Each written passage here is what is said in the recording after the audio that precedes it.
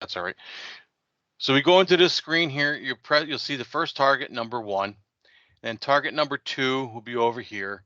Target 3, target 4, and target 5 in the middle. So after you press this target, you should see target number 2 over here. Press number 2, you should see 3. Press number 4, you should see number 5. Once you hit number 5, it goes into calibrating, and now your touchscreen calibration is completed. But let's say for argumental sakes, you press number 1, you do not see number 2, but you see number 3. The UI has registered 2 touches at this point here. So it thinks target 1 and target 2 is right here when it really isn't. Simply turn off the main power switch, wait a second or two, turn it back on. The controls will go into initialization, and that particular unit that you're in the touchscreen calibration will come back and load and start at this point. It gives you the second chance to go through it. Unfortunately, if you press number 4 here and all of a sudden you never see number 5 and it starts doing its calibrations, you may be able to catch it. However, I'm not 100% sure. I never tried it. But if it goes back to the home screen, it's already calibrated as 4 and 5 being right here. And at that point, give us a call. We'll send you the recovery software, or at least a link so you can download it. There is a YouTube video on how to do this too as well, but I explained it very good, so I don't have to go ahead and show that video. All right, the next 3 calibrations for the Wendy's units or electric units do in this order. If it were a gas unit, you would do the gas calibration first. Okay. However, since we're talking to Wendy's, we're going to look at the thermocouple calibration. Always do it in this order. After this point, thermocouple calibration, the next one's gap calibration, which builds upon the thermocouple calibration, and then the hood height calibration references the gap calibration settings. So again, so you always start with the thermocouple calibrations. The reason for that, we want every square inch of that grill plate and every square inch of the platen to be at operating temperature, okay, for thermocouple calibrations. And we want that to be at operating temperature when we do our gap calibrations, okay, because if it's not, when you heat it up, it's going to give you different calibration gaps than what you actually did. So it may or may not cook the product correctly. So again, settings, password, serve GCR, scroll down to thermocouple calibration, hit start.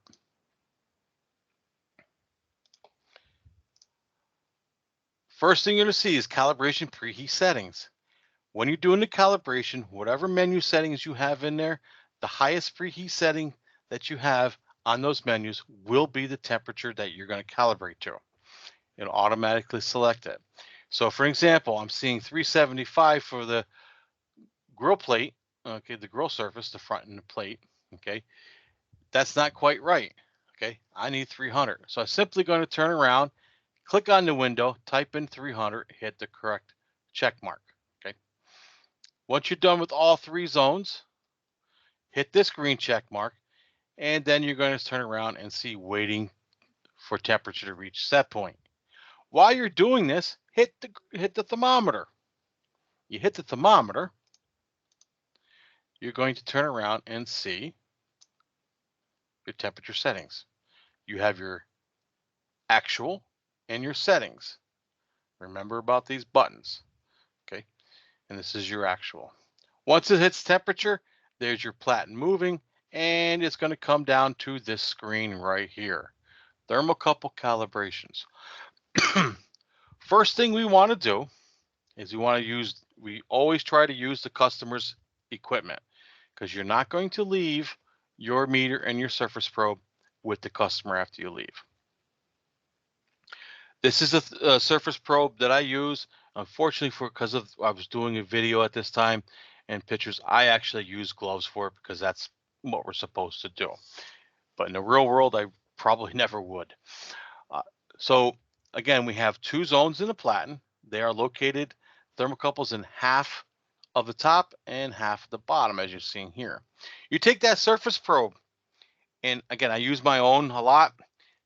So I'll take it and I'll take some ice, fill a cup with it, add water, stir it, and then I'll take some plastic wrap or plastic baggie, put it over my surface probe, stick it into the ice bath, and I should be reading 32 degrees Fahrenheit or 0 degrees Celsius. Once I'm done with that and I've confirmed that yes, my probe and my meter are reading correctly, I'm going to take this surface probe here, take the plastic off of it, and I'm going to put it on the grill surface as far away from any thermocouple locations, usually right about here, okay, to heat up to my close to the temperatures that I'm trying to calibrate to. The reason I'm doing that is because I don't want to stick a 32 degree Fahrenheit probe directly on my thermocouple location, because what'll happen, you'll start to heat that particular heating zone up. So you want to heat that surface probe up first before you start calibrating. So once that's heated up, and you'll know it's heated up by looking at your meter,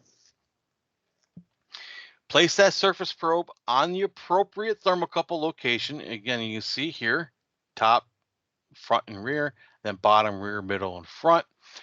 You're going to see the temperature, and at this point, you're going to push the up and down arrow to match. It's that simple. If you push and hold that up or down arrow, it's going to advance extremely rapidly. You will overshoot. In the video that's on YouTube, I actually do that on purpose so you can see it. It gives you an error 22. And when you overshoot, you have to wait for the grill to stabilize, go back into thermocouple calibrations, and redo it. All right. So let's say you're all done with the first 4 and you're on the bottom and you, like you can see here, 342, 335. Well, I'm need to get that up there fast. I push and hold, or I push and hold the down arrow, and all of a sudden I've thrown it into an error. When it goes into an error and it stabilizes, it takes you out of the thermocouple calibrations. When you leave thermocouple calibrations, just like if you press revert, the back arrow or the home arrow, any calibrations you've already completed is wiped clean. It goes back to whatever it was before. Okay. So in that case, I like to make sure I'm not advancing it too rapidly so I go into an error. So I don't have to turn around and go back into thermocouple calibrations and recomplete the 4 I just did. Okay, so keep that in mind.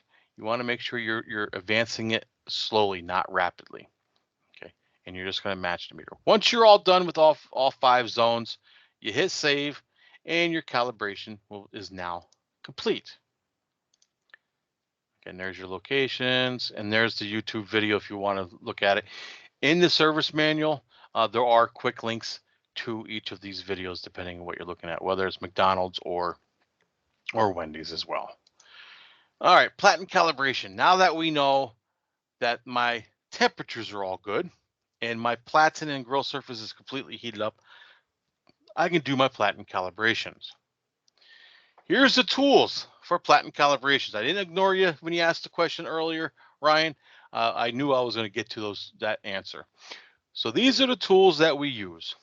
When we send a new grill out, these are the 2 tools that are with the grill. You have the L tool or L gauge, okay? You'll get one of these and you'll have 2 wrenches with each of the new grills. On the test, there's a reference to the L tool. What is the thickness size? That's 80 mils. That's this portion right here before it reaches the raised dimple.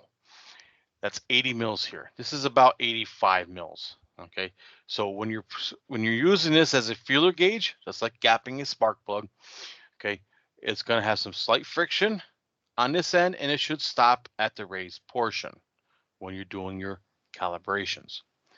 Okay, the wrenches are used to adjust with the adjuster nut and to lock in the caster. I'm sorry, lock in the upper locking nut or the jam nut.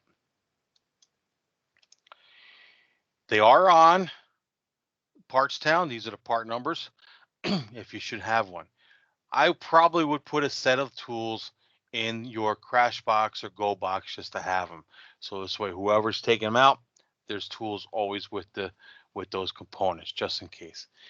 Now, anytime you replace a component that affects temperature, affects gapping, or anything that affects anything with calibration, okay, you have to recalibrate. So if you replace the actuator motor, you got to do the replaten calibration and the hood height calibration when you replace the actuator motor. If you replace the thermocouple, you got to do your thermocouple calibrations. If you replace the UI, you got to do all the settings, factory settings, the updates. You have to do, again, software updates. You may have to update the software. Again, if it's been in that Go box for 6 months and we've done 2 software updates, you're going to have to update the software too as well. And you have to do all the calibrations again when you change the UI. It's not just changing a part. So up here is a tool of my choice. Okay. And it's also a tool of some other people's choices, like Brendan, for example. To me, it's easier to gap the grill by using this tool. I call it the green ball gauge. Reality of it, it's the McDonald's go no go tool. It's their reference point to see if the grill's gapped properly. Again, when we're in a customer location, we do not want to mention the other competitor. For an example, if you're in Wendy's, you don't want to say this is a McDonald's tool, because right away they're going to look at you like you have 10 eyes and 6 arms or whatever else. You can't be using that in my store. This is Wendy's. Call it the green ball gauge. All right, that would be the best way to do it, and you're done. At that point, you don't have to worry about trying to backpedal and explain, well, no, this is a tool. No, just use the green ball gauge. You're going to do this at just like gapping a spark plug or gapping the platen. You're going to check it at 3 points instead of 4 if you use your 80 mil tool. Okay, so they are available there. We don't make any money off of these. These are list prices that you see. Each agency has their own pricing. All right, platen calibration, just like we've seen before. Settings, SERV, GCR. Scroll down to platen calibration, hit start. We're going to see this window here. We're going to be more concerned with the gap calibration, so we'll enter gap calibration. Again, a lot of this other stuff pertains to other models. Enter gap calibration, and we're going to check our instrument tool size. Anytime you see, and again, this is on any next generation platform grill, Chick-fil-A, McDonald's, Checkers, whatever, A&W, whatever, Wendy's. If you see auto gap, make sure it says disabled before you enter calibration. That has to be disabled. You're going to enter in your instrument tool size. All right, we provide the 80 mil tool, the L bracket, the L tool. We also can use the 400 mil tool, which is the green ball gauge. Or let's say you don't have either one of those tools, okay, but you do have wrenches, whether they're the provided wrenches or regular wrenches. You also have, let's say, a 1/4 inch Allen key. All right, we know that's 250 mils because again, 1,000 mils is 1 inch, so a quarter of that is 250 mils. So I can simply type in 250 mils. The UI is asking what is the tool size that you're using. It will use that as a reference point when you're done doing your calibration. Okay. Once you have the right tool size in, enter calibration. Of course, you're going to see preheating settings. Okay, you should already be close to temperature, if not at temperature, because you already did thermocouple calibrations. And then at that point, excuse me, you're going to see gap calibrations. Now, if a technician calls me up and they're telling me I can't get my calibration to work correctly, I keep coming up with 1.5 inches of off the surface. Well, I'll ask them, where are you getting your 1.5 inches off the surface? Well, when I get the gap calibration screen and it says calibration steps. Okay, that's supposed to be there. Take a look at your platen position set point. This window right here is where you or I is telling the UI to move the platen to. The current platen position is where it's currently reading, and of course your instrument tool size, what you're going to tell it that the gap is when you're done. Okay, whether it's 80 or 400, 250 or whatever the case may be. Okay, I'll be honest with you, when it comes down to it, if you have a half-inch piece of steel and you know it's exactly a half inch, can I use that for an instrument tool size? Yeah, it's 500 mils. All right, so again, you're just telling it what the gap's going to be or what it should be at that point. This platen position set point is where the lower home switch is. It'll stop at the lower home switch, which means you'll have anywhere between 1.2 to 2 inches off the cooking surface between the two platen and the grill surface. All right, so here you can see it's 1.214, so it's about 1.25 inches off the cooking surface. Okay, your plus and minus down here, you're only going to use that for McDonald's. It won't even allow you to go into it for the Wendy's units because you do not have that level motor in the arm. The motor in the arm is used for the active compression components. So the very first thing you're going to do is you got to turn around and tell it where to go. The whole point of the gap calibration is to turn around and have the computer or the UI and the actuator with the encoder and the SIB to get as close as possible to whatever instrument tool size you're using. We're not going to use the shoulder bolt adjustments to gain that extra space. Okay, very important. Those shoulder bolt adjustments are for fine tuning that setting. So you're simply going to turn around, push the platen position set point, and I always turn around and type in whatever tool size I'm using. So in this case, it says 80. I'll type in 80, hit the green check mark. Platen's going to come down to 80. You'll see it. It's going to say platen position, current position, and the numbers should be close. You won't land exactly on the same number that you want unless you're very lucky. Okay, but they will be close to each other within a couple of mils. All right. Check it with your tool to see if you're good. I always like to do a visual from front to back, right to left, to see if I'm leaning. Okay, if I have any arm deflection. If I have arm deflection, the arm's coming down in the front and the back's higher, and I have the correct spacing, okay, from front to back, from the bottom of the arm to the platen, chances are I'm going to turn around and put a shim in the back behind the wear plate. Okay, and I'll show you that in a little bit. So once I'm down and I have to determine, well, I have to go another thickness of a tool. So I have to go another 80,000 down. Very first thing I'm going to do, again, here's checking it with the ball gauge. Okay, and I notice I have to go another 80,000. There's that much of a gap. I'm going to go back and I'm going to press, whoops, back up the wrong way. And I'm going to press that keypad and I'm going to turn around and enter in a larger value. Again, I know I need to go another 80 mil, so I might have to go down to a 0 even at that point. So I want to move the platen up or down in 300 mils or more in every movement. Okay, this ensures that the encoder is reading the proper amount of rotations for linear travel. So again, I like to use 400 or 500 increments just because I like to give that extra in there. That's just me. But minimum is 300.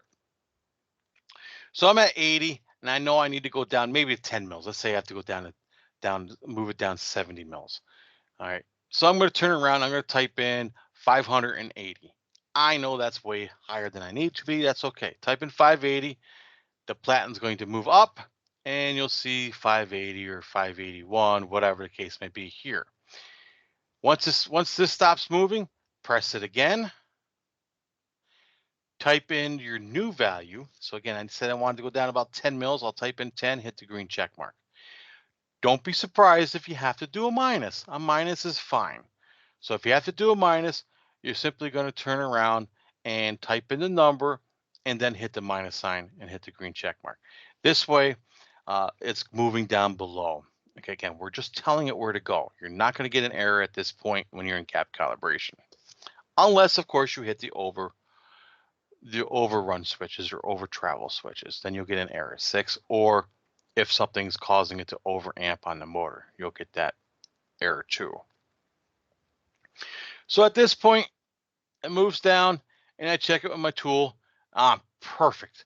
I just got to do very minimal adjustments on my adjuster to get the right feel, the friction underneath on my tool. Okay. Once I'm done with that, and I'm happy with all my adjustments and everything's locked into place, I'm going to turn around and I'm going to hit update. So what that does, it changes the current platen position to match whatever instrument tool size you're using plus 5. Once that changes, then you're going to teach it. Now you're telling the UI that position of space is your tool size. So it will use that as a reference point from there on out until somebody does another gap calibration. So this way on the rotations of the encoder, it knows where it's at, whether it's going up or down, just by counting the number of encoder counts. Very important why we set this up correctly from the word go. If we don't, when we go into the active compression side of things, it relies on the encoder counts to know when to shut the motor off, the actuator motor off, and to turn on the active compression motor to extend or retract that active compression pin inside the arm. Okay, so it's very important we set this up correctly.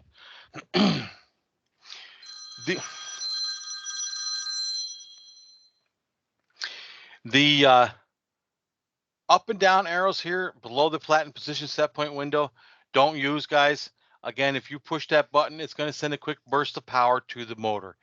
It will not give you complete encoder counts because it's only moving it a portion. It's not giving a complete rotation. So you will not get encoder counts by using those arrows. Do not use the arrows during your platen calibration, okay, because you're never going to get really close to it. By the time if you do use that, when you go to do your product integrity test, you won't get your product to test out correctly. It might be way too hot because you're putting too much pressure on it, or it 90% of the time it's going to be not at temperature because you don't have the right gap. There is a YouTube video on it. I'm going to show you bits and pieces of this. I'll take out, again, unfortunately, I apologize. There's advertisements because this is open to the general public. So let's go ahead and skip ads. And I'll pause it.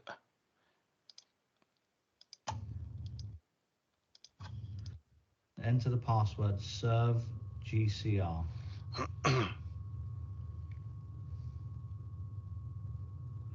Then press return. Scroll down until you see platen calibration.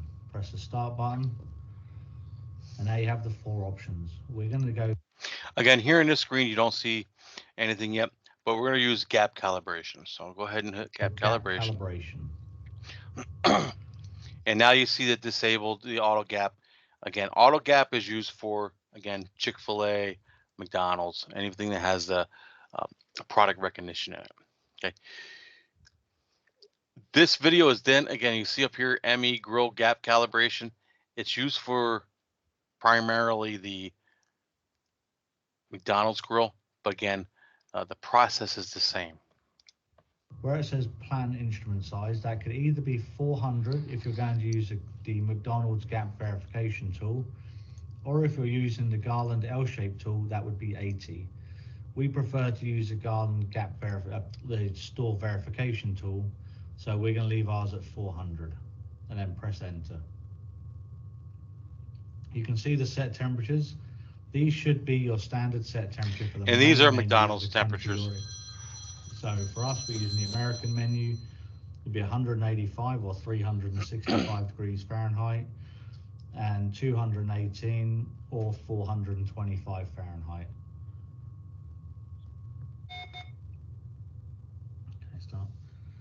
Now that the platen's come down, you can see that it's going to stop at the 2 inch mark, or about 1.6. So platen set position here when it first comes down is the position where it stops at the lower limit switch or the home switch. That number should be between 1500 to 2300. If it's outside of that range, the grill is going to come up with an error 64 or an error 63. You have the instrument size. Okay, again, remember, error 64, error 63 means a platen calibration is needed.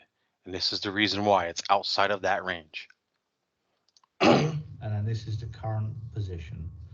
Okay, because we're using a tool that's 400 mils, we're going to start by entering 400 mils and see how the grill is gapped.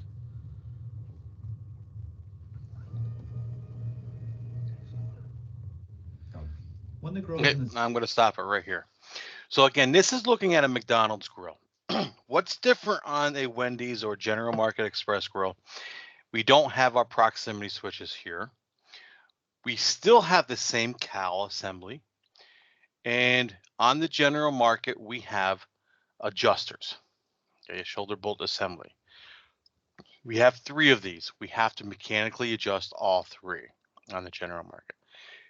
And the difference on the platen is just the way it looks. On a Wendy's unit, it extends out further so it covers the whole cooking surface. When you're looking at this, when you're doing your gap calibration, when it comes down and stops, do your visualization on the bottom. Okay, you should have an even, pretty close to an even gap all the way around. If you have a really pronounced uneven gap, take a look at what's going on.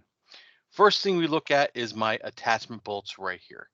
I should not see any threads whatsoever on any of the clamshell grills, regardless if it's Chick-fil-A or McDonald's or Wendy's. Okay, you should not see any threads here on the bottom. Again, if you do, somebody opened this up and maybe they didn't replace the gasket when they're supposed to, because every time you open to split these two, you have to replace the gasket. And they put it back together without the gasket, and now you see threads. Okay, that could be one of the reasons. Or they didn't put blue Loctite on here and they didn't snug it up, and that's why you're seeing threads. It loosens itself up. Up here is your adjuster, and then up here is your locking nut. Okay, under here, you should see no more than 1 thread. Right here, you can see it's a half a thread. All right. Any more than that, you're not going to have a lot of space here for this unit to properly be gapped. All right, so that means maybe this was loose and the adjuster itself has come down. Okay, it could be that simple. All right, so keep that in mind. You should not see threads on the bottom and no more than 1 thread on top. Because again, we are fine tuning what we tell the UI to do. We're not going to overcompensate by adjusting the mechanical to get to where we need to. Okay. A little bit different than what we did on the other grills previously. Okay, we're using the UI to get as close as possible and then do fine tuning. the down position, you have to start your gapping. I always prefer to start on the left gap adjuster. The reason for this is the early versions had a fixed gapping point. The new ones now have 2 points. But if you start with 1, you want to check that when you look at the threads, it's within tolerance to start with. So we can see here we have about half a thread distance. That allows this adjuster to move up and down, but it starts with it being in the right position. So we'll start with this and then we'll make every other adjuster match. We're using the McDonald's gap verification tool. You can see you have 1 red end and 1 green end. The green end is all we're going to use to gap this grill. Okay, we're going to start by going under the left shoulder. Okay, so you can see the platen is at 400, the instrument size 400, and the current position is 400. If we go up to the top and we measure it, we can put the tool underneath the adjuster and we can see it's very loose. Okay, how loose? It's probably 80 thousandths of an inch. So we're going to bring that down a lot. We're going to do it in 2 stages. If we come back to the controller, to make sure that we have an accurate amount, we're going to go up to 800. Okay, that's going to bring the platen up, and then we're going to come down to 320. So that tightens the gap. The reason we do that is to make sure the actuator takes a good amount of movement and is more accurate. So we can see the tool slides in still, and it's still a little loose. So I'm just going to bring it down a fraction more. So again, I'm going to do 800,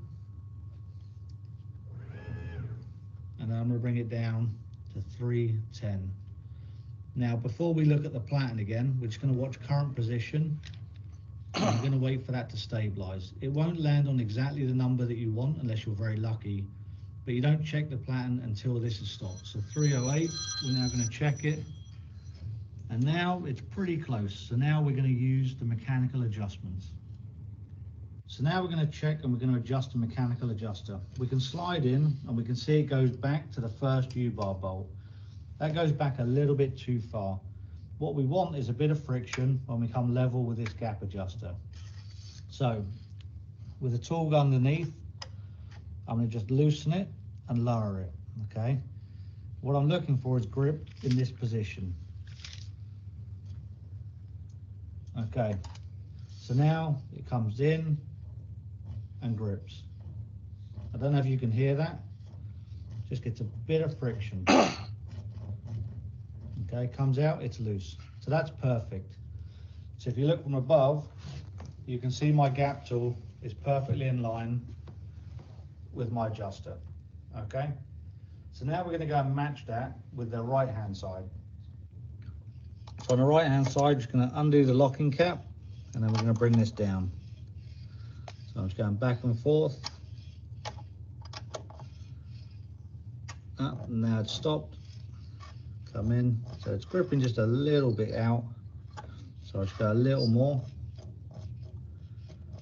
Okay, perfect. So now that stops in line the same as the other.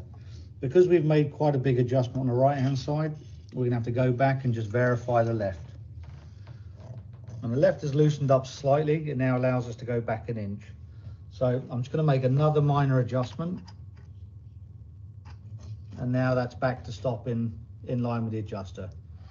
At this point, now you go to the rear of the unit, and you're going to use the same mechanical adjustment. And at that point, I'm going to bypass the McDonald's part, and we're going to go right into here, and you can see how I like this tool. All right. Too tight, and it's not going under the platen, so it's too tight in under the. When you're checking the gap adjustment, you do it from the back. You put the gapping tool in up to the arm, and you turn it so it turns in under the platen. You can see on this one it's too tight and it's not going under the platen, so we need to loosen that up. So again, the same process you did in the front, you're going to do back here. Okay, when you're done, okay, I'm bypassing this a little bit. Okay. And you can see here. Perfect. We're not going to check any other part of the. Back up just a hair. We're not going to check. Now you can see the tool goes in and just catches a bit of friction as I turn it under. Yeah, right here. And that's perfect. We're not going to check any other part of the back. Okay, and I'm going to bypass. Okay. Because we've adjusted the back, now when we check the front, you'll see it's just fractionally tighter. Okay, you can hear the friction. So we're just going to adjust these slightly just to loosen them up and get them back where we started. Okay, so that's all it was, and it's back to a bit of friction under the adjuster.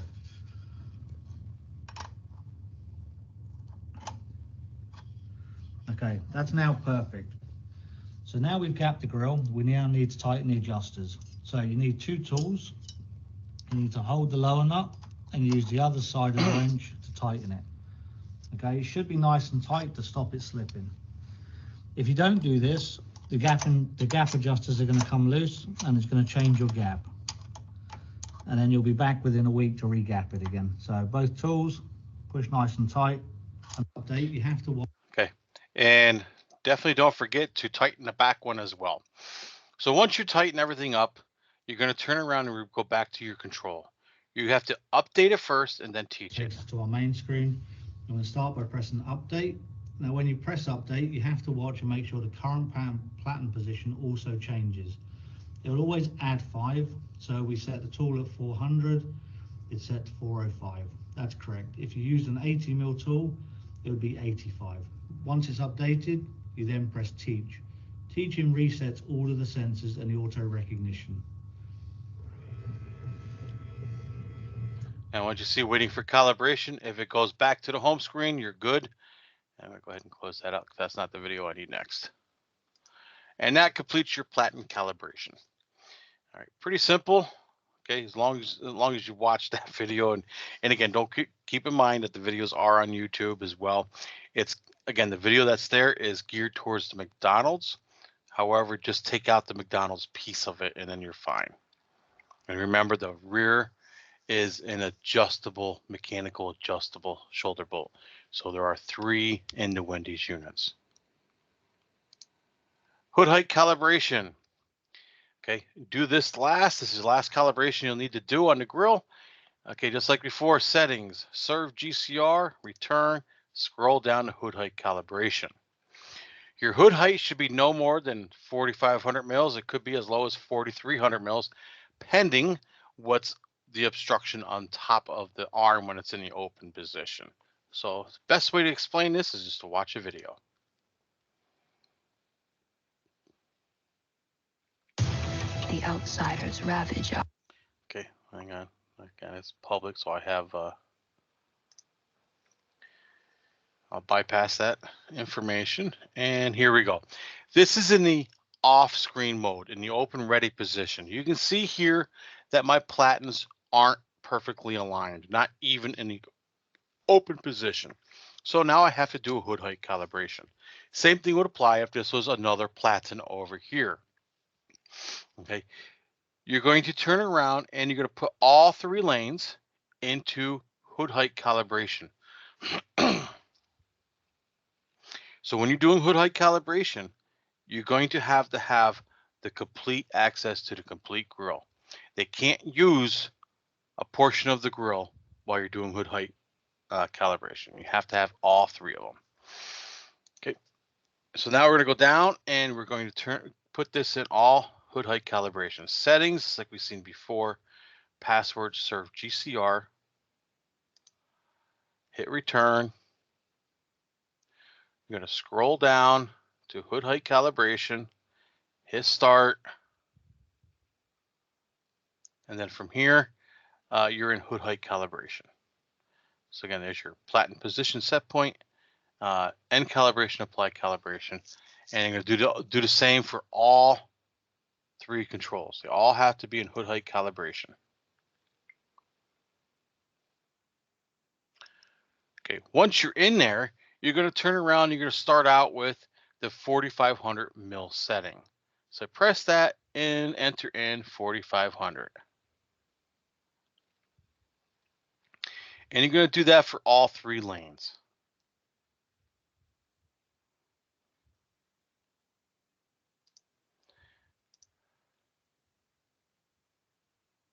I'm going to pause it there for a second. And I'm going to get that out of the way. In that position, while it's up in the air at 4,500 mils, you're going to look at that lowest platen. So I'm going to look here. My lowest platen's here. So from the top of the arm to any obstruction above it, whether it be the ventilation hood, ansel piping, etc., you need a 1-inch minimum clearance. Okay. If you do not have the 1-inch minimum clearance at 4,500 mils, go back in and set it to 4,400 mils or 4,300 mils to achieve that 1-inch clearance. And once you have that 1-inch clearance, then set the other 2 lanes or other lane, depending on if you have a 2 or 3, to that setting of 4,400 or 4,300 mils.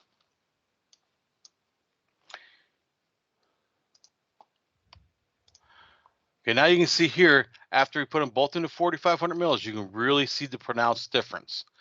So now we're going to go ahead and we're going to keep this one the same because it's the lowest one, and we know this is less chance of hitting the over travel switches when it opens up. So we'll use this one as a reference point, and the other 2 lanes will match this one.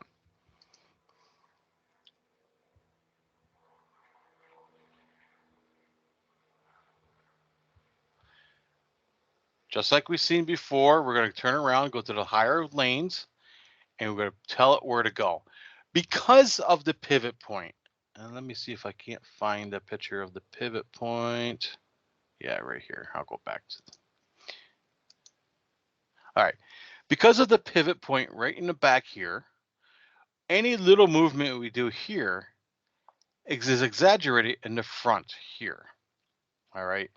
So again, we're only guessing at this while we're doing it. So you can see here, we typed in 4,400 mils. You can see that it's moving and it's going to the 40, going to go from 4,500 mils down to 4,400 mils. Okay. Right now, currently, we're guessing we're not moving in large increments, which is okay. So once it stops moving at 4,400 mils, we're going to take a look at it and we're going to see where we're at. We're still not quite there yet. Okay. So now we're going to go ahead and type in a lower value, 4,300 mils. And again, we're guessing at it. It's going to come down. You're going to notice that, oh, now we're too low. Now we're lower than that platen. So now we know we have to go less than 4,400 mils, but more than 4,300. So we're going to turn around, take a guess at it again, enter in 4,320. And we're going to look at it. At this point, we are pretty close. We're only about maybe a couple thousandths of an inch off. So at this point, that might be the correct setting. So what I want to do is I want to move it in large increments. You can see how this is 4308 and this is 4320. Those two are large numbers between each other. You want them to be a lot closer. Okay, this is the reason why we move it in large increments when we're doing our gap calibration as well. So what we're going to do here, since we guessed at this, we want to turn around and move it in large increments. So first thing I'm going to do is I'm going to press the platen position set point window, and I'm going to enter in 3,500 mils. That gives me a good 700 mil rotation or better. So I'm going to enter in 3,500, hit the green check mark, and you're going to see it starting to move over here. The red light comes on, it means it's moving. And then I'm going to type in 4320, and I'm going to turn around and watch my mills. Now you can see it's a lot closer, 4323 and 4320. I'm going to go up and look, and at that point, it's nice and level, so we guessed correctly. Okay, so you can see how that difference happens just by looking at small increments versus large increments. The only thing we did was move it in large increments. We still ended up the same value. Now it's even across. Complete that process for the other lane until all three are correct. All three are the same evenness in the open position. Once you're done with that and you're happy with it, you're going to come back down to the UIs, and we'll start with the right one just because that's the one we did. And we're going to apply calibration, applied, and then we're going to end calibration, and it goes back to settings. We're going to do the same thing with the other two lanes, apply calibration and end calibration. Even the lane we did not adjust because we want to make sure that that's our reference point for hood height calibration. And at this point in the off screen, when the platens come up, they'll be even across as they should look and be proper. Okay. So that's how you do your hood height calibrations. Okay. And again, customers look at the platen height being a perception of why something's not cooking correctly when that has nothing to do with it. It's just what it looks like when it's in the open position. All right, now we'll get into the wire diagrams. Wire diagrams are color coded. All right, and on our clamshell grills, next generation clamshell grills, each page is for a different lane for the simple reason of how it actually is connected to it. So again, let's take, again, they're color coded. We're going to look at the left lane. This is the main power in for the middle and left lane. Comes in from the power supply right here. Goes in a terminal to a circuit breaker. And as it goes into the circuit breaker, we're going to go ahead and we'll turn on the circuit breaker, and power goes down to each of my two load contactors. Again, my middle and my left lane, because we know that controls the middle and left lane. The three-phase power is now waiting at my left lane. At the same time, we plug it in. Power goes up to the on-off switch. and it's waiting for us to turn it on. Okay, so let's take a look at, before I get into the on-off switch, we have the interlock 5 wires. We have, for the hood system, if it's a 5 wire, the wire configuration. If it's a 3 wire hood interlock, we have that. If there's no hood interlock, 80% of the Wendy stores, or roughly around there, do not have a hood interlock system. Now the newer stores will. Okay, so just keep that in mind. If you have an interlock system, the control contactor that's in front of the grill has a different voltage coil. It's a 120 volt coil. Okay. If there's no hood interlock, it's a 208, 240 volt coil. So keep that in mind. Again, the power still goes through your two 10 amp fuses, no matter which configuration you have. So because it's the 80-20 rule, we're going to go ahead and look at this as no hood or without a hood system or hood interlock. So power comes in and it goes down through. You can see how it comes in, and at that point it comes 2 legs of power come up through the up to the amp connector of the control panel, and it goes up to the power switch. At the same time, you have power waiting at your 3-phase control contactor. Turn on the main power switch. That power now goes through the switch and it comes back out of the switch. There's jumpers on the switch that will illuminate the LED light on that power switch when power is received.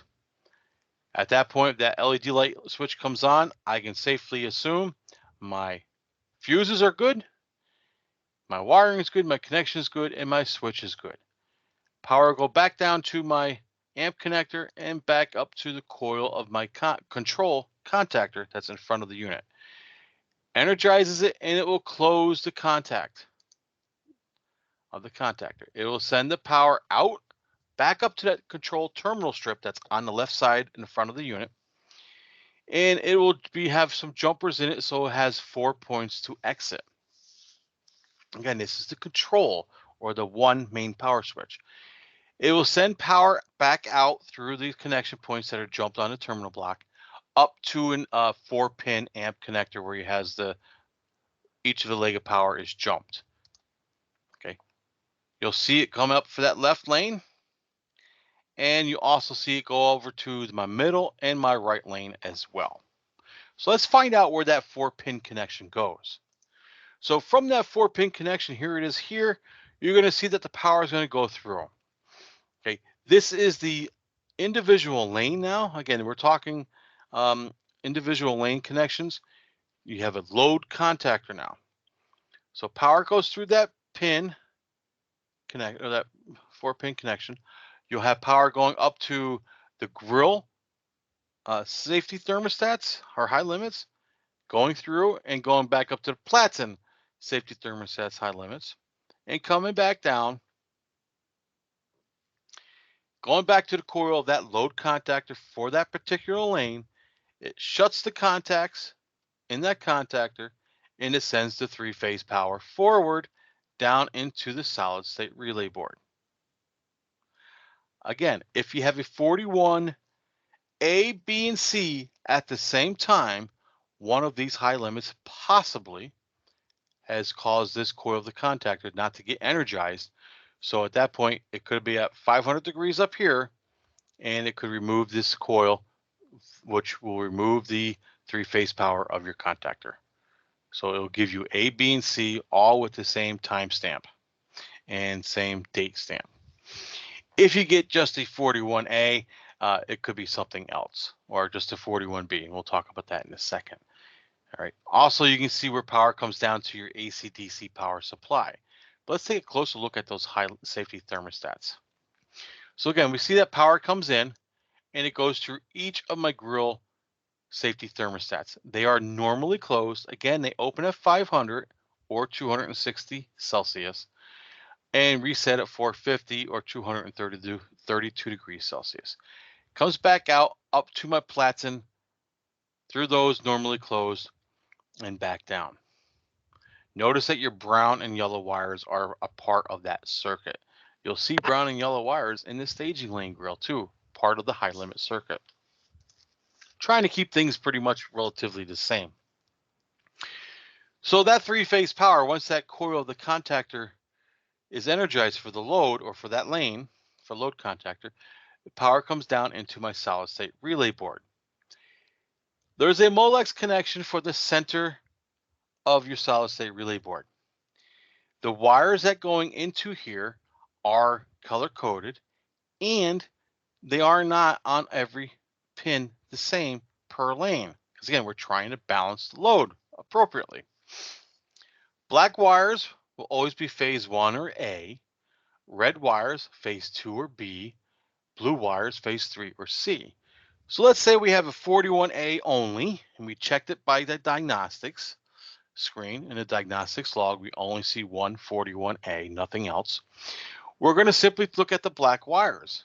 I'm going to turn around, get my meter. On my contactor, I'm going to check my black to my red, and I should get 208 volt three phase coming into my contactor. And then I'm going to check the output of my contactor, and I should get 208 volt three phase there as well. Oops, nope, I'm getting 190 volts or 189 volts. Well, there's your problem. Something's wrong with the contactor. That's why you have a 41A only. But let's say you go from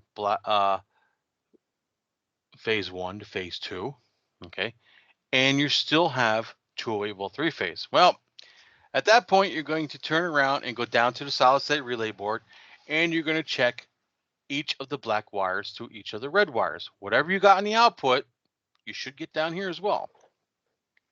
So I'll check here to here. Oops, I got 208 volts.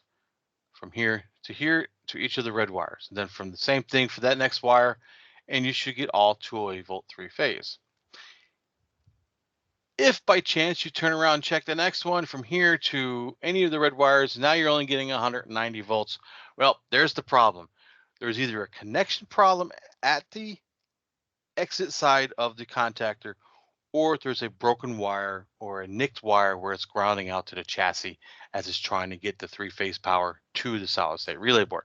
So at that point, we know we have to replace that particular harness. Again, that harness is color coded. This is the left lane is blue, middle lane is green, and your right lane is brown. Make sure you order the correct harness for the correct lane. Okay, very important. Now, again, like I said, if you're turning around, go back to here because I was using this one, and you have 208 volt three phase coming into here on all those wires, and it was only had a 41A. Move the ribbon cable over first. Check to see if that's the problem. If the problem goes away, inspect that ribbon cable. Make sure nobody tried to pull the ribbon cable out of the connection here. Make sure it's all the connections are good on the ribbon cable. You'll know by looking at the way the ribbon cable is placed into the pin connector. If the problem still stays, chances are one of these transformers that's associated with that phase has no longer sending the correct voltages up to the SIB. Okay, so keep that in mind.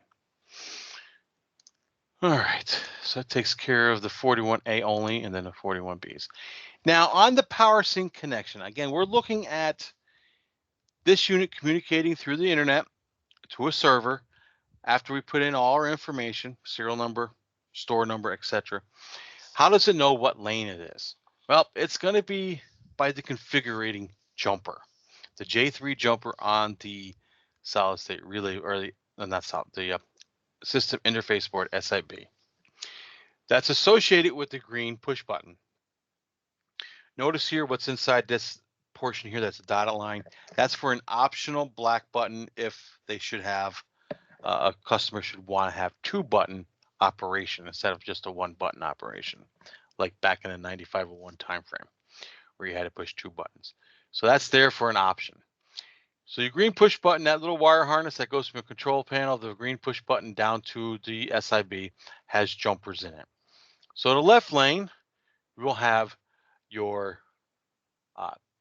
jumpers between pins 8 and 7. Slave number 51 is basically what it is. And then you have your jumpers between 6 and 5. Okay, and it'll be color coded brown and blue. The middle lane we'll have a jumper between 12 and 11, and it'll be called master number 23. So that means that's the master lane. And then you'll also have a green wire from 8 and 7. These are the pins. All right, so this way it knows that this is the master and the left lane is the slave. And that's also how it knows what lane you're going from, because the SIB knows where it's located at. All right. Now the right lane is just the master number 31. It's between 12 and 11 only. There is no other jumpers. So that's the differences between the lanes. Each lane has a different configuration on wiring, and that's the difference right there between for the master and slave, or the power sync connections, and the uh, power going into the solid state relay board. After that, everything else is the same.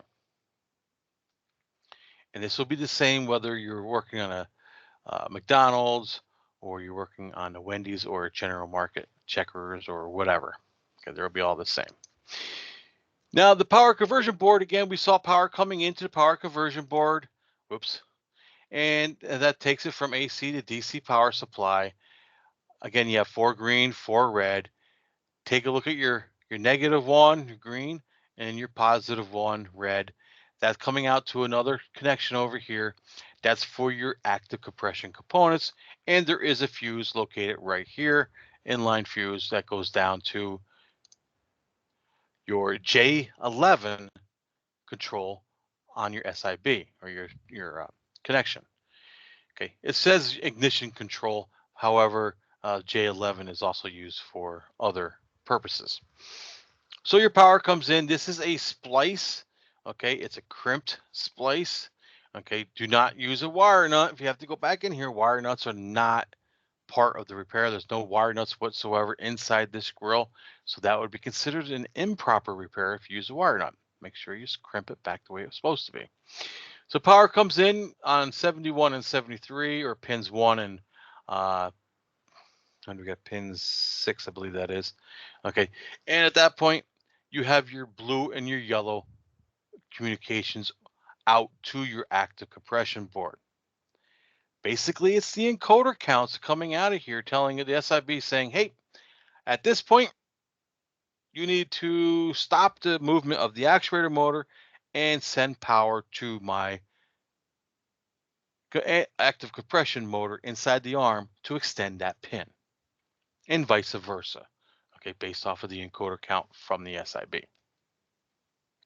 And then the greens they're your negative side of your DC power, and then you also have power going up to the arm motor position switch, which is those micro switches inside the arm, which also is communicating back down to the active compression board. All right, and then you have the power to the active compression board.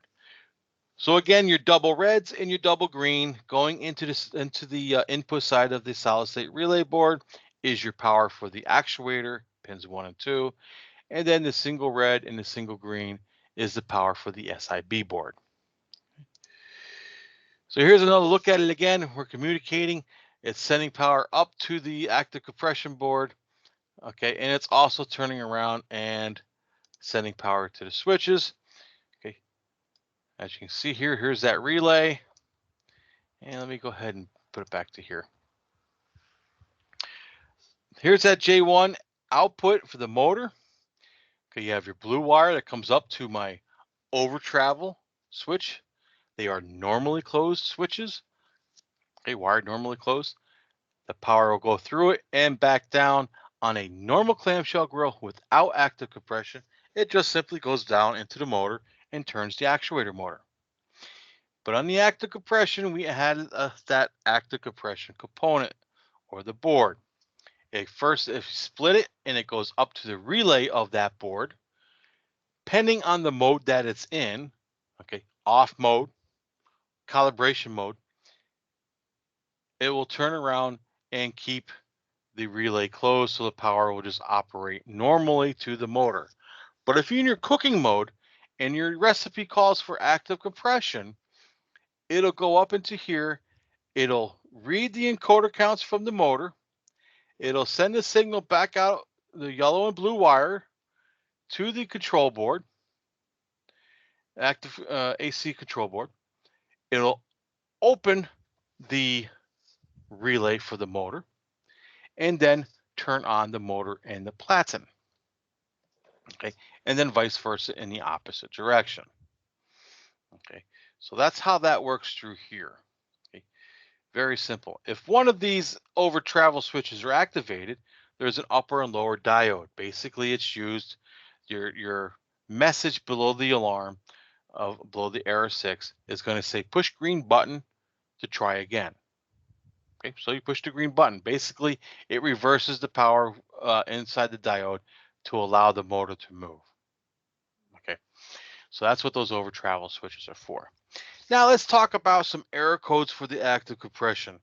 Okay, I have not received them yet from engineering, but I know they're coming. They're going to be specific for the active compression components. They will be 3-digit error codes, probably 101, 102, 103, somewhere around there. Okay. However, when you're out there looking at the grill, if you have an error 2 or an error 6, take a look at what's going on here. Take an overview of what is happening. An error 2 is an overamp situation. Okay, why did I get an overamp situation? What's going on? Is there binding going on someplace that's causing this to give me an overamp situation? If there's no binding and everything seems to be moving freely and nice and quickly for you, take a look at the age of the active compression board. Just like any relay, as it opens and closes, you get some carbon buildup. Okay, maybe there's carbon buildup inside this relay, and we know what happens when a carbon builds up on a relay. It creates resistance. So that resistance can and possibly trigger an overcurrent situation. So keep that in mind. It might not be an actual binding, but again, we're going to have new error codes added to the programming, so you'll know exactly what's going on. Now, again, we have our power in from our AC/DC power supply board. Let's say we didn't adjust our power. Let's say we're feeding it with 18 volts DC. Well, we're not feeding the full 24 volts out to the motor at that point. So the motor here could be moving slow, and the motor in the arm could be moving slow, and it could take longer than 40 seconds to reach its desired target. That would be an error 6. So there's two ways of looking at that. All right. This is that knuckle that I was talking about on the top that you have to remove. This is that 9/16 inch bolt. You have to remove the platen off the arm through the pins that I showed you earlier.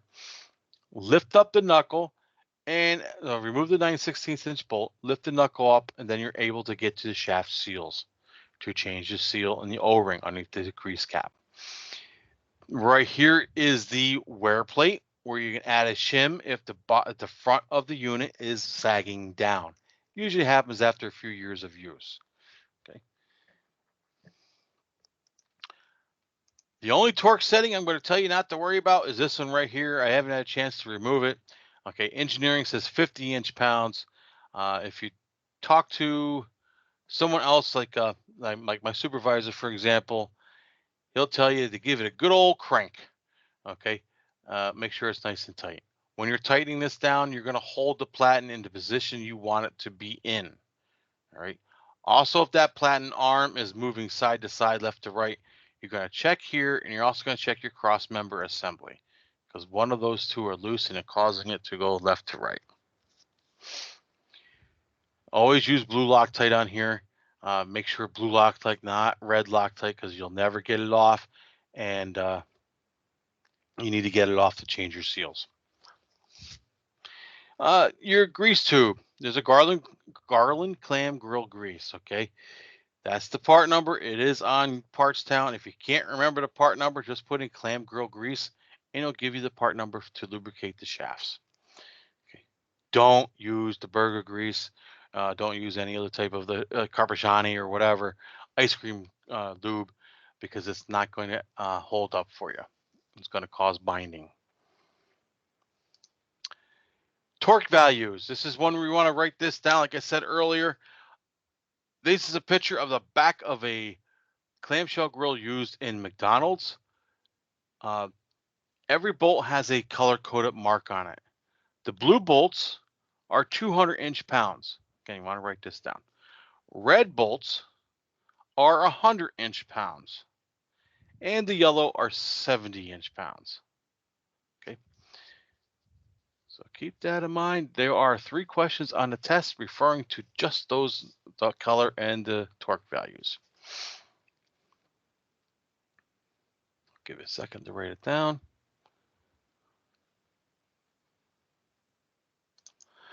All right, that takes us care of the active compression component. Now the staging grill, pretty simple. Not a lot going on inside the staging grill. So let's get into it. Again, that link that you saw earlier to the YouTube videos, whether you the reference QR code or the actual link that I put in the chat, is the same thing here. All right, I'm not going to show every video. I'm going to talk about the video just for the simple reason we want to make sure we're done on time. The staging grill, uncrating and grill access accessories. Okay, basically, like I say here, you see the accessory box. It's located inside the crating for your staging lane grill. Okay, that's where your accessories are located at.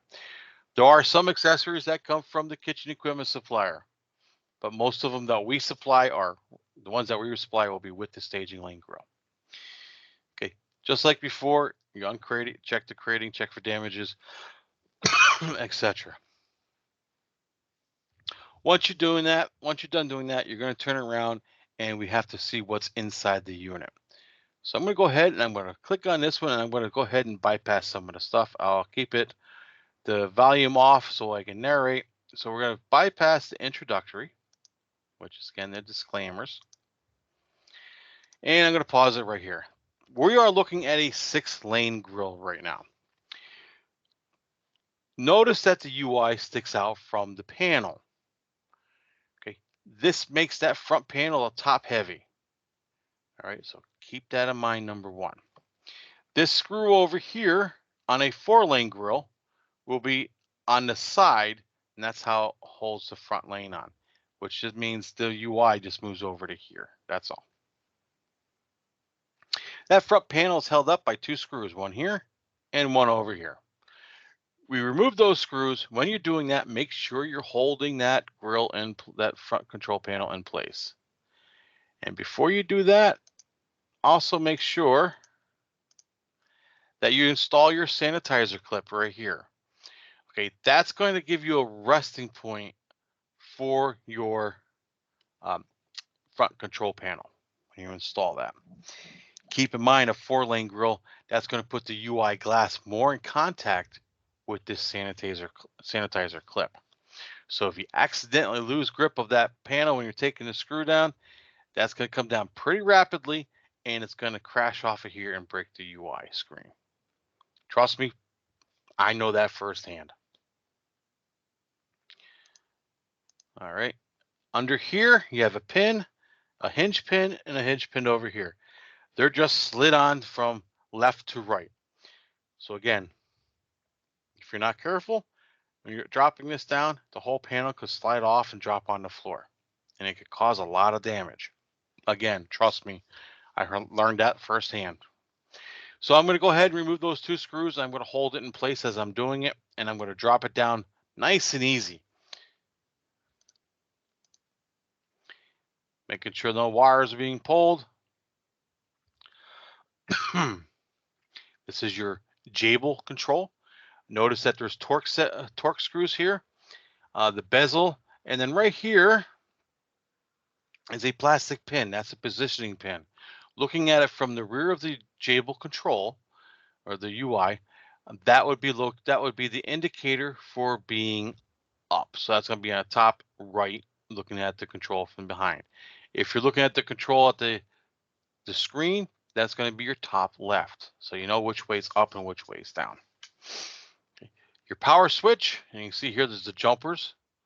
Okay, going in for the LED light. This right here is your USB port.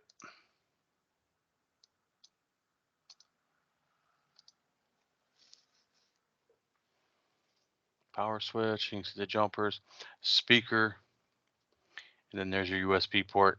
And again, back that up a hair. If that USB port is dirty, filled with grease, and you have to upload software or download something, just disconnect it on the inside and use this connection point here. Okay, that's the same thing with all the clamshell grills. You always have that extra option. If this is greasy and dirty, you can always open up the control panel and put the USB stick here. All right, that communication cable goes up into, oh, that's an SIB board. So we have an SIB board in the staging lane grill. These 3 bolts here are welded to the bottom of the chassis, and then you have 3 nuts. You can remove these 3 nuts, loosen 3 nuts in the rear of this panel, and you can bring this whole control panel outside the grill to work on it if you have to change some components, etc. Let's put some light on the subject here. Okay, there's that pin I was talking about. Okay, I'm stopping it right here. This is the grease chute. Okay, we do not supply a grease bucket currently. Okay, the Wendy's locations uses their own grease bucket of some sort and put it on the floor. Okay, this way the grease just drops into the bucket.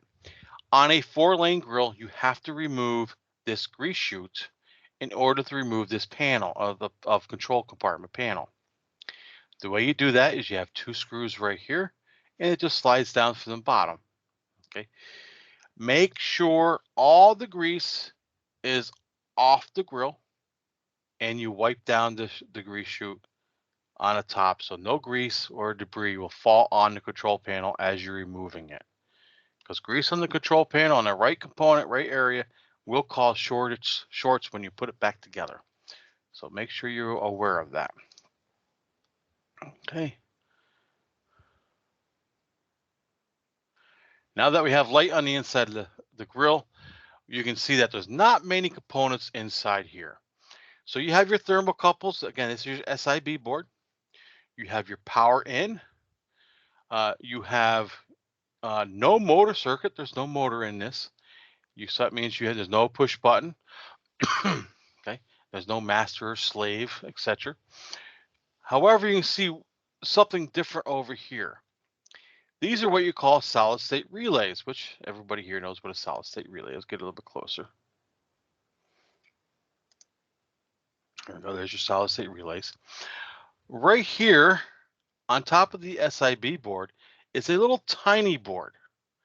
That little tiny board has a 26-pin ribbon cable connected to it. That's down to the SIB. Well, why is that? So that's your solid state relay board simulator. Okay, because we use the relays, the SSRs, we do not need a relay board. Okay, we need a simulator. Okay, it acts the same way. It simulates the actual relay board. It just sends low voltage power out to each of your solid state relay board. Out to your solid state relays to close the contacts in the relays to allow the power going to the appropriate element. This portion right here, as you can see here, this is your connection for your UI. Okay, quick story on this. I had to get this grill to me I diverted it to a local FAS so I can do this video. And it had to go to a test location. Well, time is running out for me and I had to get it back on the truck. So I'm rushing through some of the video processing just so I can get it and take it back to the material and take it back to my shop or my office so I can make the video. When I did this, I wasn't very careful in dropping the panel, nor was I aware of that being so front heavy because of the outcropping of the UI area.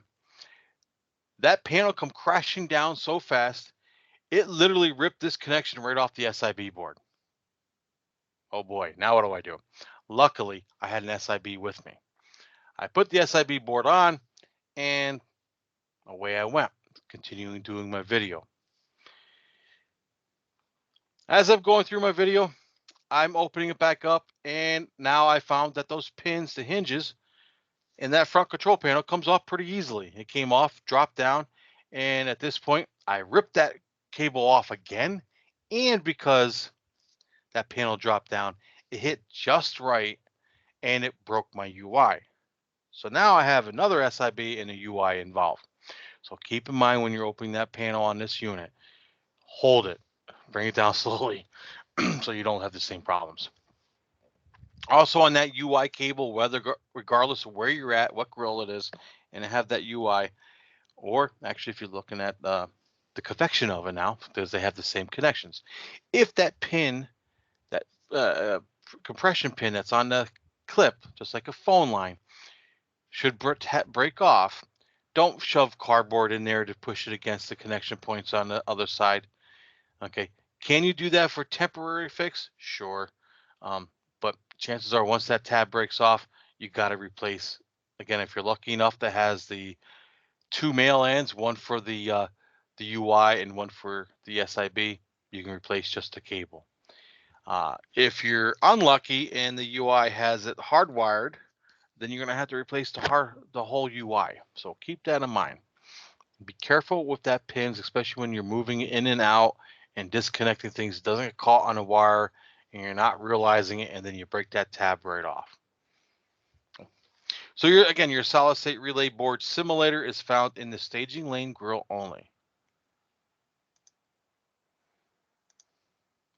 And there's that tab I was talking about. It's not a very good shot of it. There it is, right here. Again, I age myself by saying telephone wires.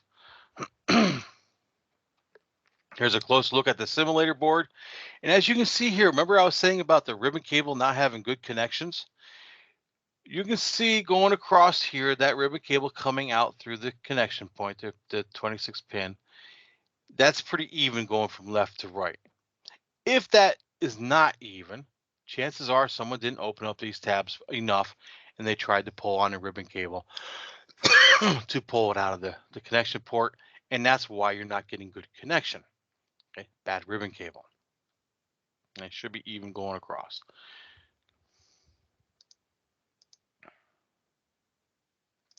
So the back of the unit, if you go to the back, we have two screws again that hold it back on the same hinge.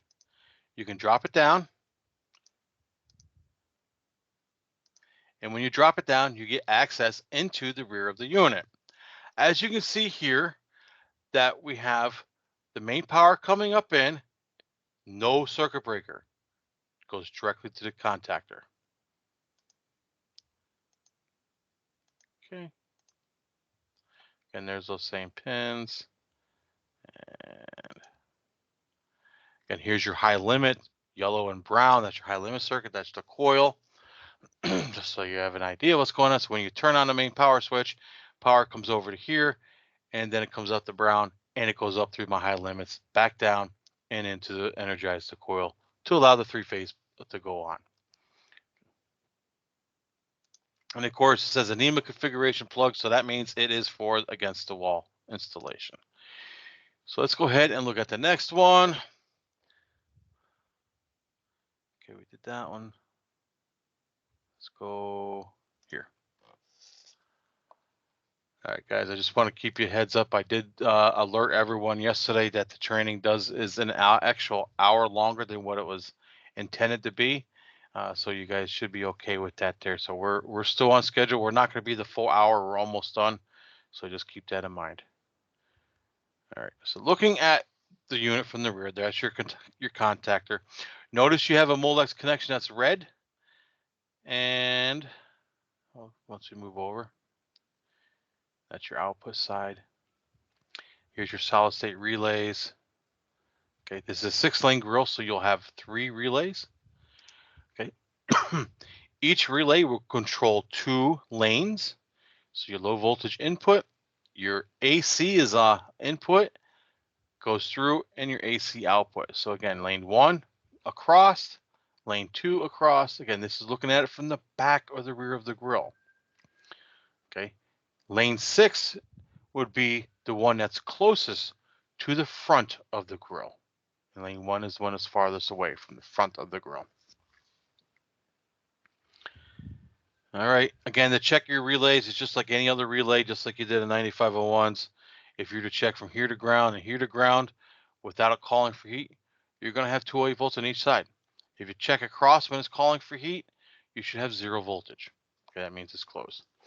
If you check across and you have 208, that means it's open. Okay, so there's two ways of looking at it. Oops. I went backwards, so back up again. There we go. Hit play. Why is that not working right? There we go. It's gone. Okay, again, one solid state relay controls 2 elements for 2 lanes. Okay, if you have to replace a relay, you can do it 2 different ways. You can remove the heatsink from the whole control panel to gain access to the nut and bolts to remove the relay. Keeping in mind, if there's a thermomastic compound that comes with it or thermomastic tape, you have to use that. Okay. Off to the right of that, you're going to see a power conversion board, similar to what's in the grill. There's a little bit difference. This power conversion board you will find in another piece of equipment we make, and you'll find it in the touchscreen convection oven that has that same connection. So again, yes, we do have a touchscreen now for our convection ovens, and that's the power conversion board. And you can see here, it operates off of the incoming 100 to 240 volts, and the output is 24 volts. So again, it's definitely can take a variation of input voltages to still work right. Again, your contactor, and there's those, whoops, let me go back up a little bit. And here's your clip on the rear of the unit. You loosen these 3 nuts up to loosen this clip up. So now you can move this whole assembly out. Just trying to get a better picture here. All right, so again, there's another picture. You notice there's a red Molex connection here. If you're going to take this whole panel out, we got to first disconnect the thermocouples. We're either going to disconnect the thermocouples over here, or you can do it the way I like to do it. I'm going to disconnect my thermocouples up in here. So whenever you're servicing it, always make sure power is off. Because again, there's those element connections. They're not protected. If you're in there, you could accidentally touch one of them. Okay, and also your thermocouples are pretty close to there too. So you don't want to take your thermocouple out while your power is connected.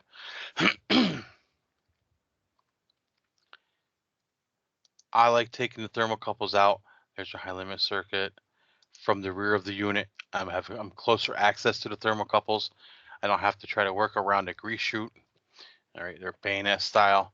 And again, these thermocouples are the same in the platen, with the exception the extension lead of the thermocouple, the wire lead, is shorter for this unit than it is in the platen. So in a pinch, you could use a platen thermocouple. Again, you can see a closer look here of your connection point for the cow rods. Make sure you use double wrenches so you don't arcing. And if you look up here, you can see you have an insulation pan that holds the insulation to the bottom of the unit. Right here's your high limit or your safety thermostat. Notice it's between the 2 lanes that are underneath this insulation pan. You have your element that runs front to back per lane, and you have a thermocouple per lane. So you have one high limit per 2 lanes, similar to one solid state relay operates 2 lanes. Okay, so keep that in mind. It's just a matter of what side you're looking at on the relays. All right. Again, those relays or those safety thermostats are again 500, 450, 500 open, 450 reset. All right. Again, there's a ribbon cable. Another look at it. Another look at your solid state relay. Okay, again, looking at the relays, I know by looking at the wire numbers what zone I'm looking at, what heating lane. But however, I know start from looking at it from the front with the SIB, all the way in the back will be number 1, lane 1, 2, 3, 4, 5, and 6. And that's how I know. And they go from right to left, power in, power out.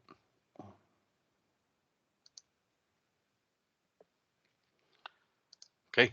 Thermocouple connections, they are indeed color coded. You can find that on the wire diagrams. Same troubleshooting process, with the exception you do not have another solid state relay board to swap. Okay, so you can swap thermocouple locations, see if a temperature problem follows, see if it's thermocouple or not. Okay, again, there's your low voltage connection point.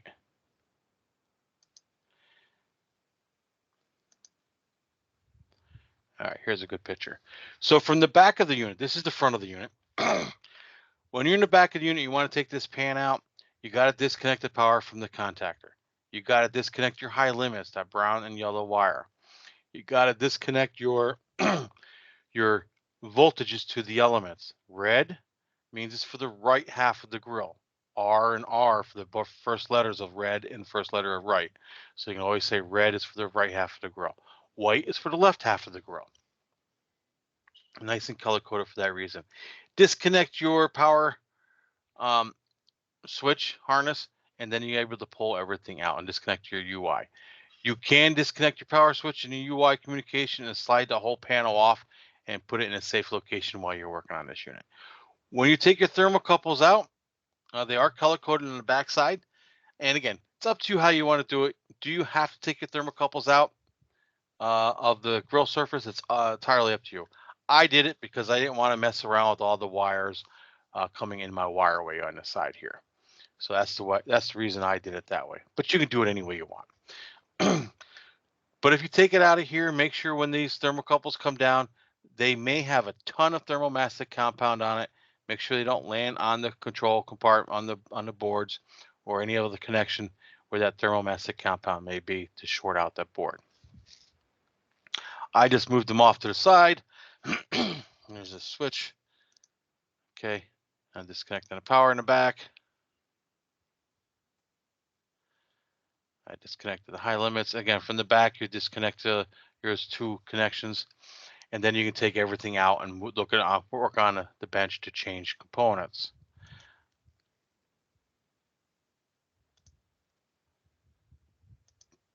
And here's a nice look. This is nice and even going across here.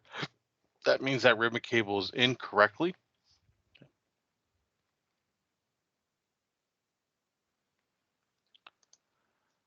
Okay.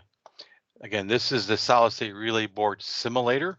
It's a 26-pin ribbon cable. These are the the tabs that pop that out. That's the low voltage output. And you can see here that this is nice and even going across on the bottom on the SIB. If that's not even going across outside that connection point, chances are somebody pulled on that ribbon cable and caused a problem. If one of these pins are broken off or bent, you could also have a communication problem.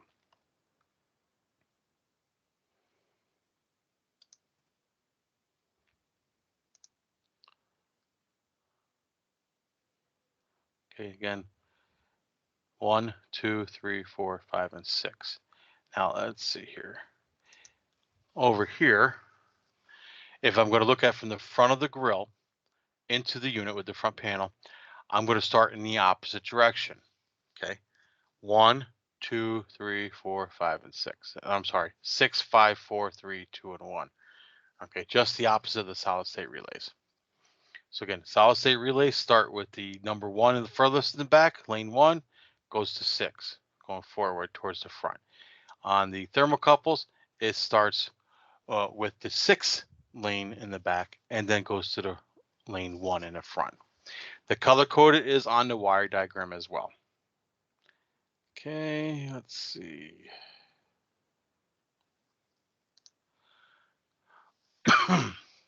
If you ever have to check for millivolts, make sure you're doing it correctly. All right. Now let's see here. Where is that? I have a picture of it.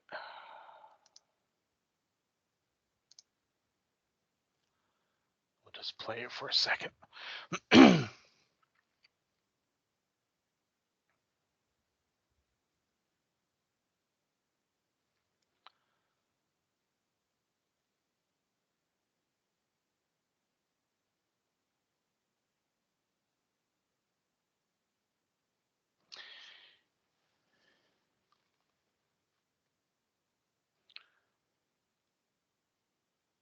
So here we're swapping it out.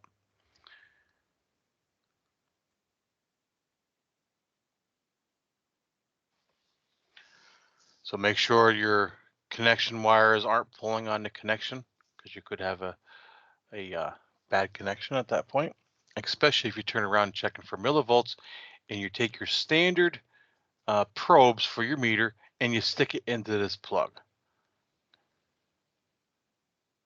You'll see it in just a second here. And then that's excessive thermomastic compound. Okay, this is a brand new unit. I did take this to engineering or the quality assurance, and I said, yeah, that's too much, but it's not going to affect it, which I know it wasn't, but I just wanted to make sure I turned around and alerted them to it. There's those accessory floor plates that come with the grill. There are two inline fuses right here, just like you find on the terminal block of your of your active compression grill, except these are inline fuses.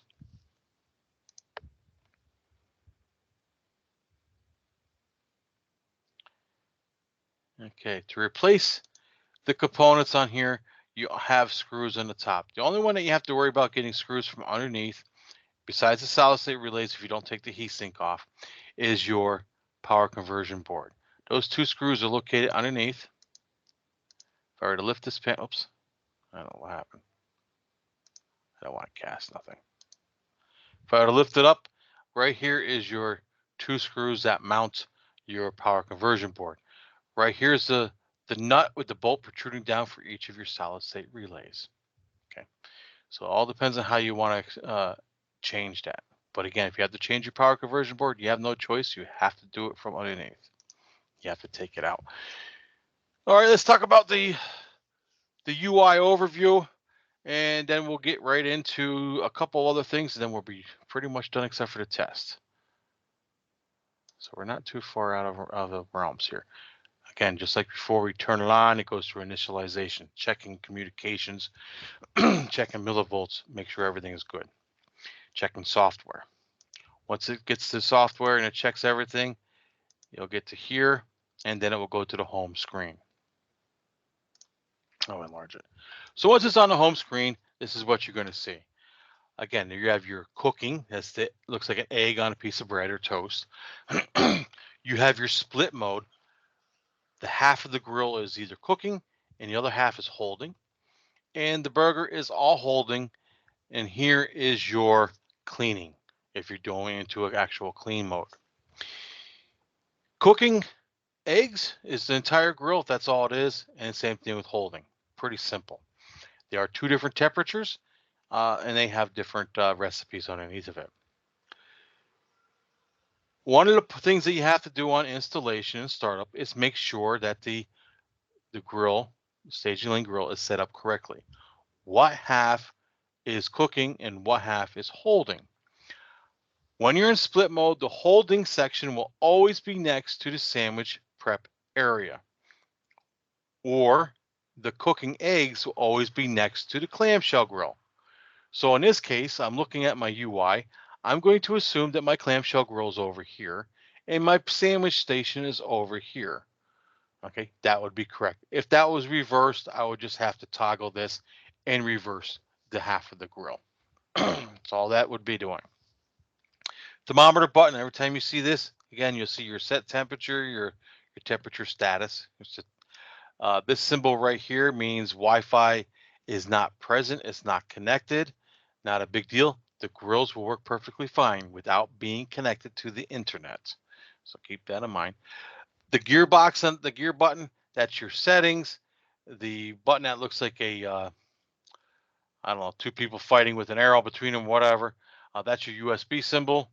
Okay, that's your import exports. And then the one that looks like a bookshelf or a chart, that's going to be your statistics.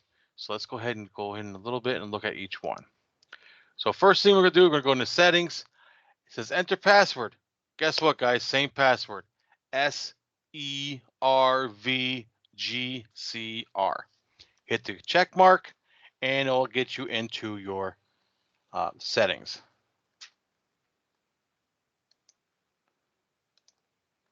Once you're into settings, this is what you have. Again, this still show you not connected to the internet. Again, makes no difference. It'll still work. you have this little flame up here. That's your temperature calibration. Okay.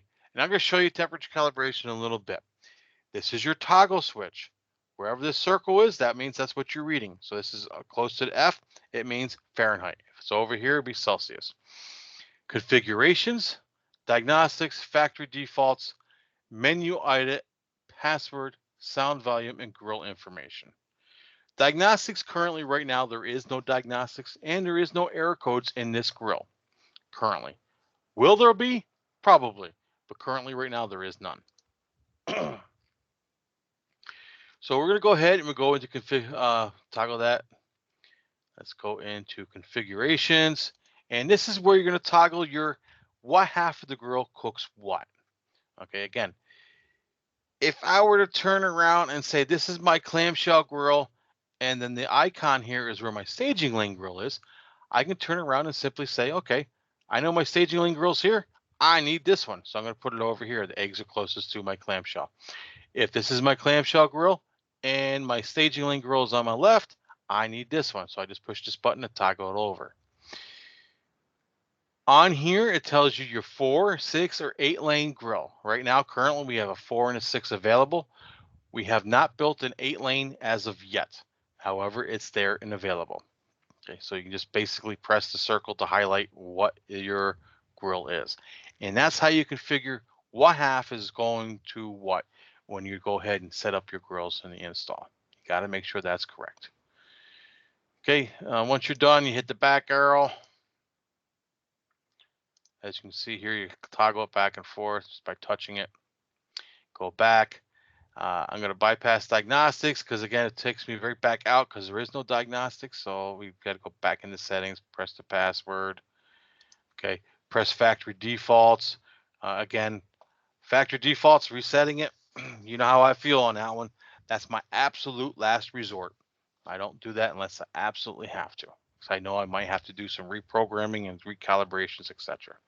Although on this grill, staging lane grill, not earth shattering, it's just temperature calibrations.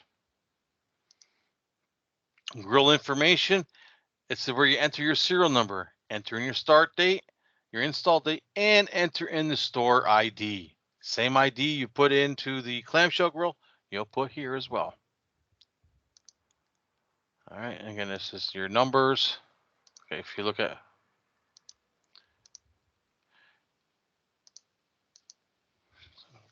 I'll just hit play. So there's your number icon over here. Go ahead and press your numbers, and there's where you enter in your numbers for your serial number, etc. Okay, install date. Click on install date, it gives you the calendar just like we've seen before. Okay, sound volume. Okay, passwords we're not changing, and then your menu edits. You have cooking. Okay, this is cooking eggs. So over here you can see the up and down arrows. Page 1 of 2. Your cook temperature for your eggs, 250 degrees Fahrenheit. And again, you have 2 hot and 2 cold deltas. Okay, they are for when we do input errors. Over here, you have an SD card looking. That's if you change anything, you can save it here. If I go down and press the down arrow, I go to page 2. Whoops, that's too much. Press the down arrow, page 2. Again, this is cooking. So I know I'm only cooking eggs on this grill. And it's 2 stages for egg cooking. So here, if you want to select an icon, you select this one, highlight it. If you want to look at the recipe, you select the recipe here, the icon, and recipe 1. Stage 1 is 180 seconds, and when it's done, it'll say flip. Stage 2, 120 seconds. When it's done, it'll say done. You can click on this and choose different options if you have to. The reason I'm going through it, this grill might end up someplace else other than Wendy's too as well. Just keep that in mind. And then save it if you changed anything. But we're not changing anything for Wendy's. This is all pre-programmed and ready to go. It's just nice to know to see what's going on how to go ahead and get into the menu edits. Okay. So now we're going to staging or holding the beef patties. Notice it's 215 degrees and it has different 2 hot and 2 cold deltas. This is page 1. And page 2, you have your recipe. There's only one recipe. or one stage, 300 seconds, discard. And if I wanted to change my icon, I can simply go ahead and click on that like I said before. And you have 4-ounce, 2-ounce, SP, sausage patty, or eggs. All right, so keep that in mind. That's what that's for. Okay. And cleaning is the same thing. Just like before, you have your grill temperature. Cleaning for the cleaning solution that you're using. Okay, press the back arrow, and that takes care of everything on here other than uh, your calibration, temperature calibration. So we'll talk about that in just a second. All right, let's hit play. So again, we're going to the USB. This is where you can update software, import menus, export menus. Just like before, simply use your USB stick. Remember, it has to be formatted in a FAT32 between a 4 and an 8 gig stick. Anything larger than 8 gigabyte stick, it's going to kind of get lost in there. It's not going to find everything. Anything smaller than a 4 gig, you might not have it. This might not be big enough to download uh, information, if you would. So again, you simply click on that, and it's going to ask you to import export. I didn't do it because I don't have a USB stick in it. Statistics. Okay, when you enter configuration, you enter your store ID number. You'll have your serial number. You'll have your install date. You'll have your store ID. And then it'll give you your cook cycles, aborted cook cycles, and your holding or staging cycles. Okay, same thing. That's on your statistics.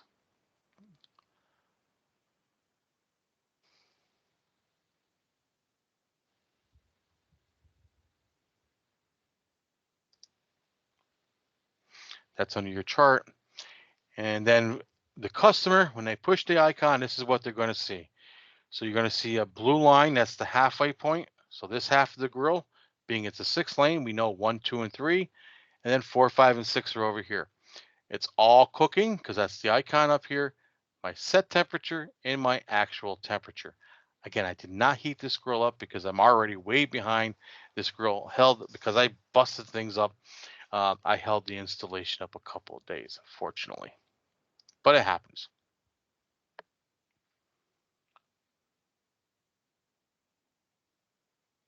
So if I were to hit the thermometer button, or if I'm doing my temperature calibration, I'm going to see my set point and I'm going to see the actual temperature. Okay. Make sure you have a calibrated instrument probe, just like we do the clamshell. And we put it directly in the thermocouple and we match the setting. So if I'm seeing 250, I press this icon, type in 250, hit the check mark, and my calibration is done. That simple. There is no up and down to scroll. It's just that simple to do your temperature calibration. Do that for each, and then you hit the save. There's that SD card on the bottom. Again, I'm not heating this up because I need to get it out in the crate. Again, there's that.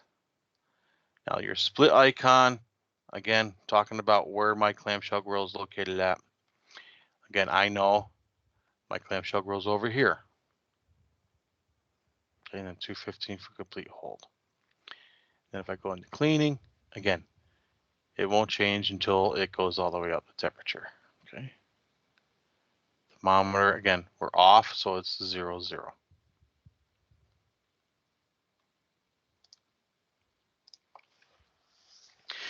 All right, the other videos are there. There's a little bit more information on there, so you can take a look at that later on. However, I turned around and talked about the most important stuff for this training.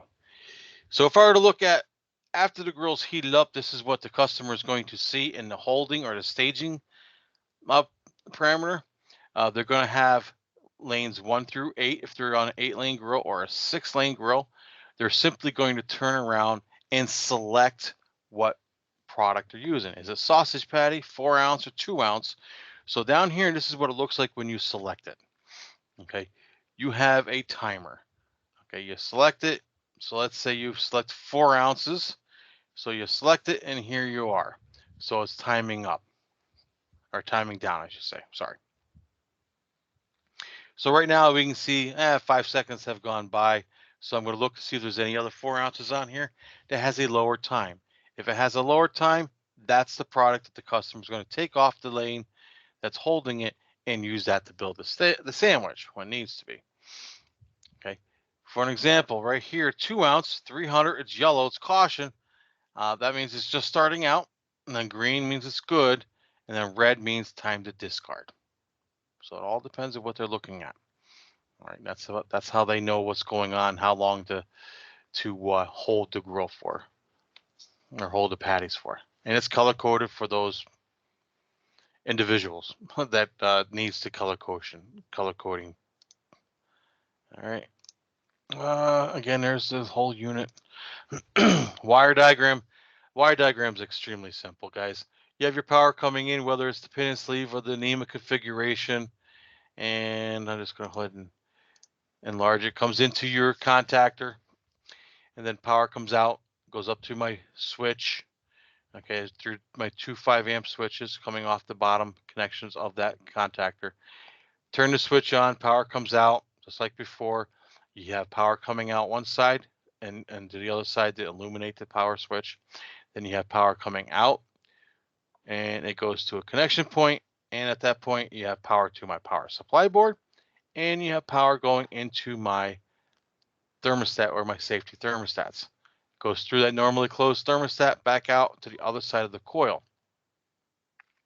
At the same time, you have power going out to the other side of the coil, and that's what turns around and activates that coil of the contactor. Okay. Once that coil of the contactor is energized, 3-phase power is allowed to go up to my solid state relays, and one leg of power goes up to my heating elements. This is a 4-platinum grill wire diagram, but that's okay. This is where you get your thermocouple colors from. And again, red and right both start with R, so you know the red is always going to be on the right side or the right half. White is for the left for the connection. All right, and then you have your solid state relay simulator. Okay, that sends the low voltage signal out to the solid state relay board, a solid state relay to close those contacts for that appropriate lane that needs to be heated. And again, you have your power supply coming in, and it goes into pins 3 and 4 and jumps over to pins 1 and 2 because it's looking for power over here as well. Communication cable, and then of course your thermocouple connection points are over here, and then your ribbon cable. Okay, pretty similar to what's going on with the clamshell grill, but a whole lot less working components. Okay, here's another closer look at it. A closer look. Another closer look. Again, it's the solid state relay simulator. Solid state relay simulator. And at this point here, let me go ahead and pull up the test, and we are not too bad on time actually, which is really good. We're only 20 minutes over. Actually 25 minutes. So let me go ahead and pull up the test for us.